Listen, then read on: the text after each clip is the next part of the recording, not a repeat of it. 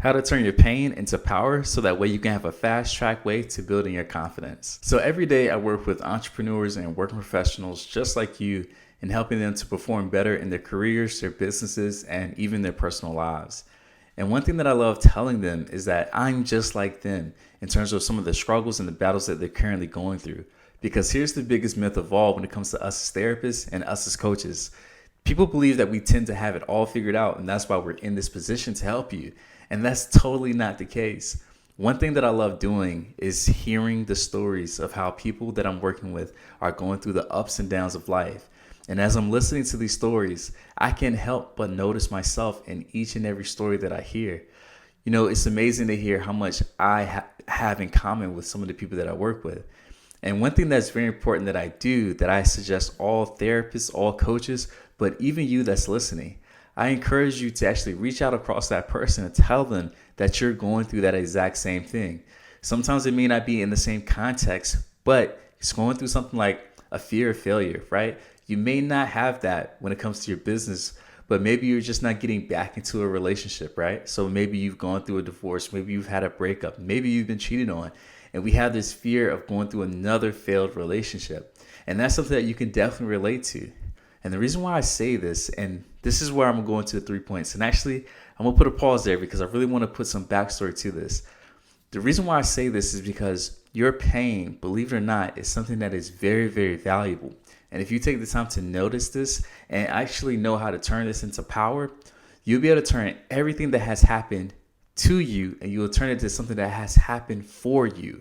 And I love saying that because Tony Robbins has told us that the things you go through, life, right? It's not that life is out to get you and there's this man behind the scenes pulling all the strings, right? Like trying to make your life a living hell. Like, no, that's not it.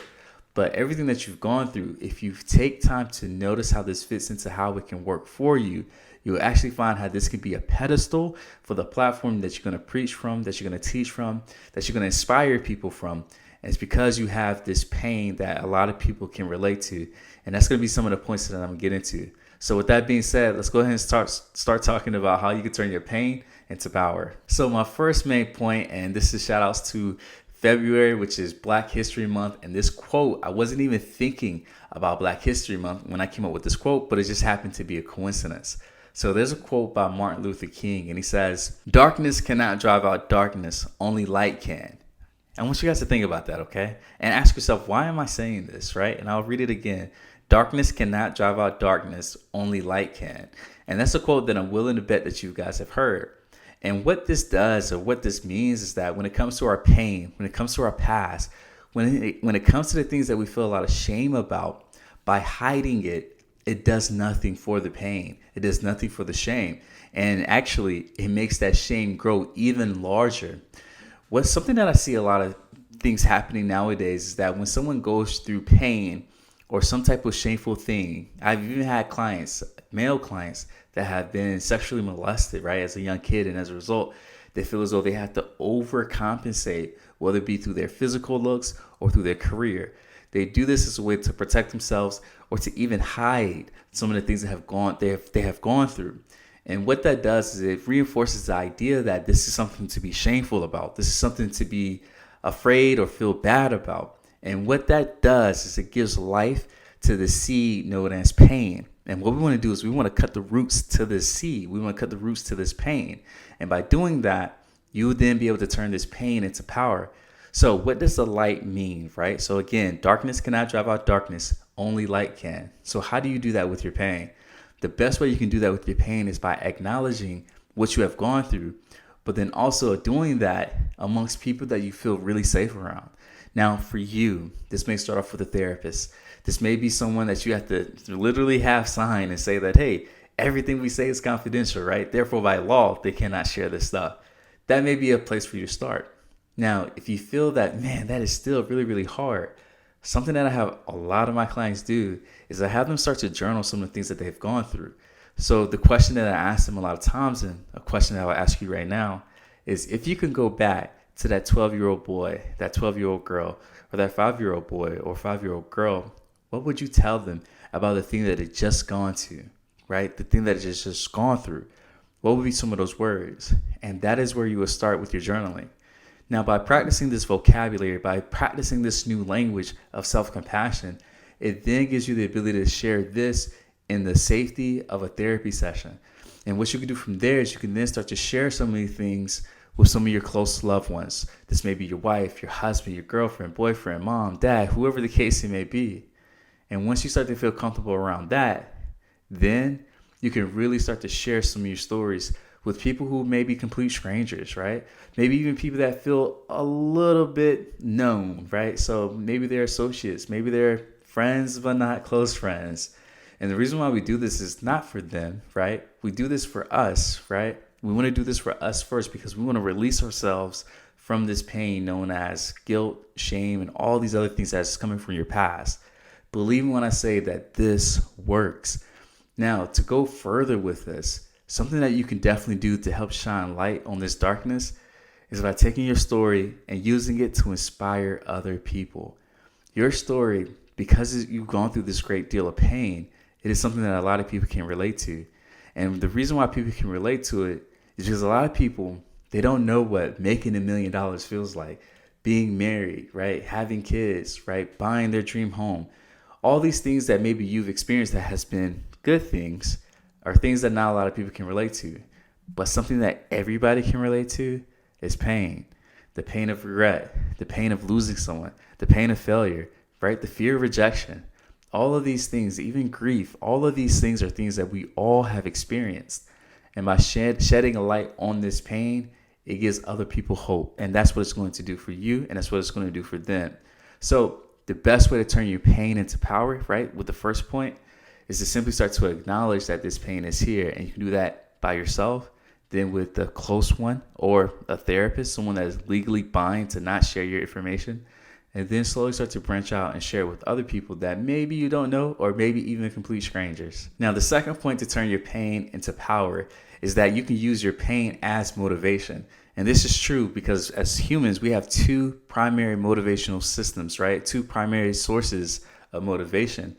And that is to move towards pleasure, which we all know about, and then to also move away from pain. Okay, so to move towards pleasure and away from pain. Those are the two motivating systems that we as humans, we all have. Now, to challenge you and show you that both of these have a good side and a bad side, let's take first moving towards pleasure. It sounds great, right? But what if that pleasure is an addictive source, right? In a bad way. So this may be like drugs, alcohol, sex, pornography, right? Even money, to be honest, right? Chasing money to the point where it's getting in the way of very important relationships, right? That can definitely be something that can be damaging. Now, let's look at the good side, right? Moving towards pleasure is something that we all have because we all have goals and values. So being able to move towards, let's say, your dream house, right? In a healthy way, obviously, right? Or let's say there's a dream weight that you want to lift or actually be, right? Whether you want to lose 10 pounds, gain 10 pounds of muscle, right? Like whatever it is, like these goals are things that can definitely help us to actually put through the actions and actually accomplish these goals, right? So you can have pleasure be a good thing and a bad thing. Now let's talk about moving away from pain. And we're really going to dive into moving away from your pain and your past. So a lot of people may find themselves moving away from pain in a good way because they know what, let's say, growing up poor feels like. And that's definitely something that I can relate to, right? Like it's hard, it's tough. And because of that pain, we do not want to go through that again, right? So we want to work really, really hard, go to school, invest in courses or conferences or coaching, right? We will be willing to do the hard stuff to avoid the really hard stuff of something like poverty, if you will. So that can be a good thing. Now, in a bad way of moving away from pain is that there is the pain of discipline. There's the pain of habits. There's the pain of putting yourself first, right? Which could possibly hurt other people's feelings. But if we avoid that pain, we're going to put ourselves in a bad space, right? A space where we're not hitting our goals, a space where maybe we're self-sabotaging, or maybe a space where we're just simply feeling burnt out because we can't say no, right? We're avoiding the pain of letting people down. Like all these things could definitely get in the way. So how can we turn your pain into motivation? Well, it all starts off with creating a destination point. When you have a destination point for your life, you will funnel everything that you've gone through, everything that you currently are experiencing, you will funnel it all through this why. there's this very, very important concept. It's called selective attention. I love telling my clients about this, and I give them examples, same example I'll give you. It's like when you go and you buy, let's say, a pair of red shoes if you're a lady, right? Men can obviously buy red shoes, right? But let's say there's a woman, she buys a pair of red shoes, and she goes out in the street thinking, man, I look really nice. I have my red shoes, right? Like I just look really, really pretty. Something that's going to happen to her is that she's going to notice everybody who is now wearing red shoes because that thought is now placed in her head. Now, with my guys, you may have experienced this when you bought your next car, right? Whether it's new or used or whatever it is, it's new to you, right? So when you buy that car, you may buy it thinking, man, I really love Teslas, right? Or man, I really love Honda Civics, right? Like whatever the car is. You buy it and now you're so excited. You're driving on the road, like, look at me, I'm in my fancy new car. And what you start to notice is how many other people actually have that car as well. And that thought may not have been there until you have bought that car. And it's because there's a selective attention, right? Like the thought has now been placed and embedded in our mind. We can do the same thing with our pain by searching out and seeing how can this pain actually work for me? How can I use it as a pedestal to show me that life is still something that I can control and not be controlled by life?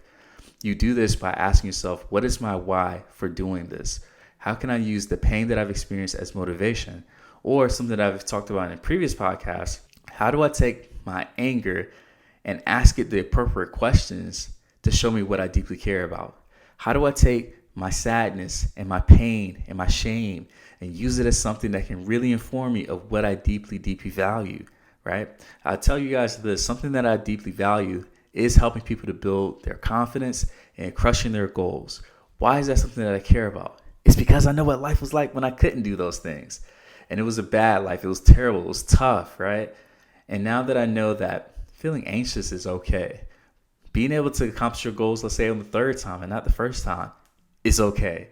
These are lessons that I've learned throughout my life, and I want to share those with you, which is why I love doing these podcasts, even though I feel nervous being on camera.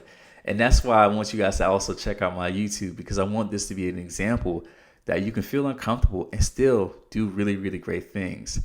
So have a really, really big why and use everything that you've gone through, everything that you're currently going through. Use that as something to funnel all those things through. You're going to funnel all those things, all that pain, all that grief, all that sadness, all that shame.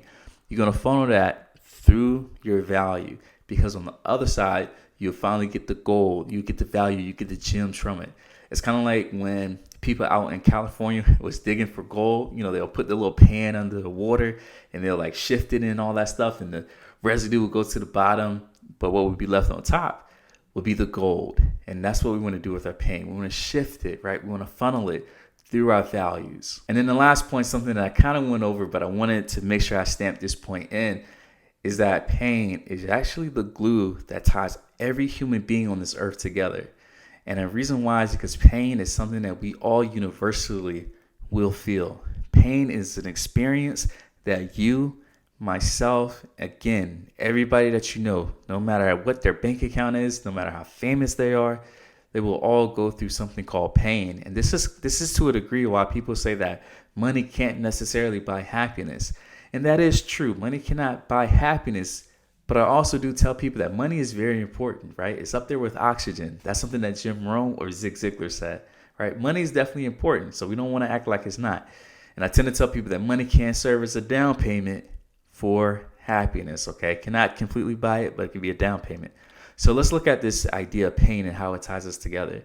Well, as I mentioned earlier on this podcast, not everybody's going to know what it feels like to go to Paris, right? Some people may not be able to afford it.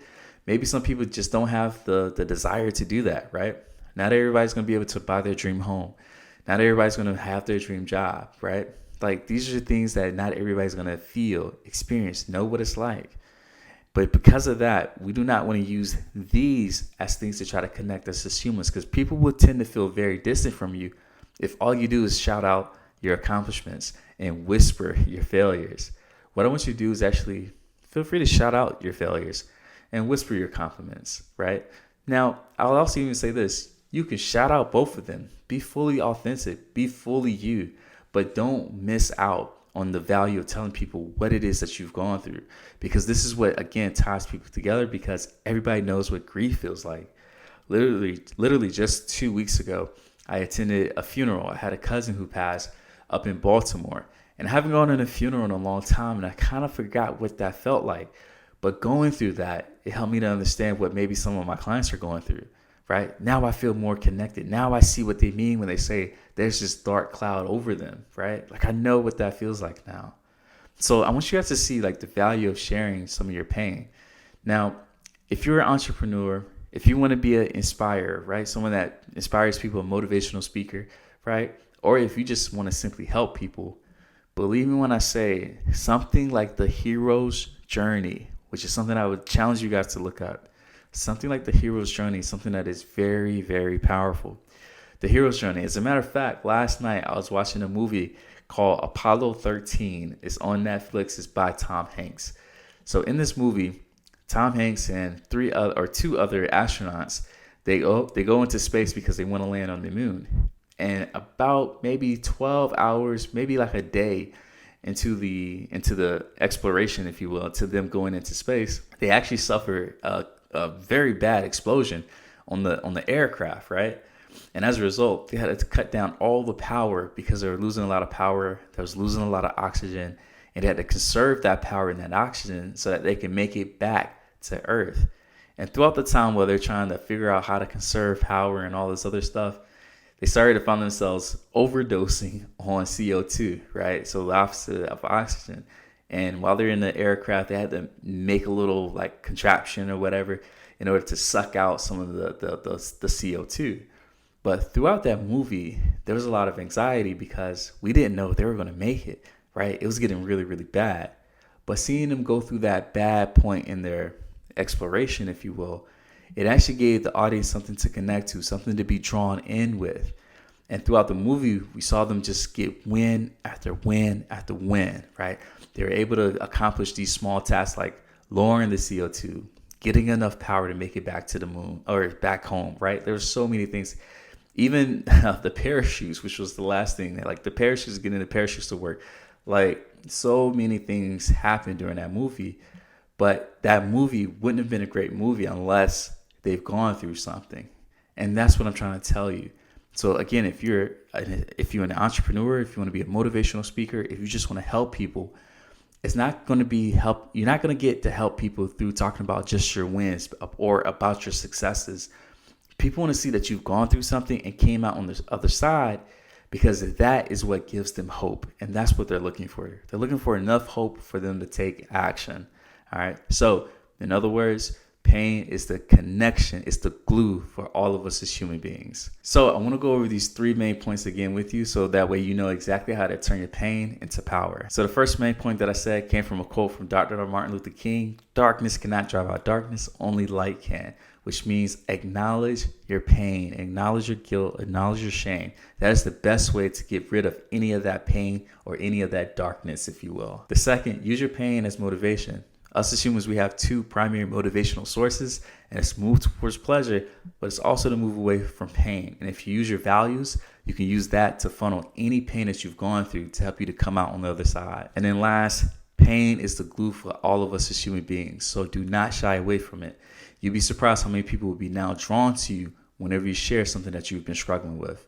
So this is Coach Wells, and this is an episode of how to turn your pain into power, so that way you can have a fast track way of building your confidence. Thanks, and make sure you subscribe to the podcast.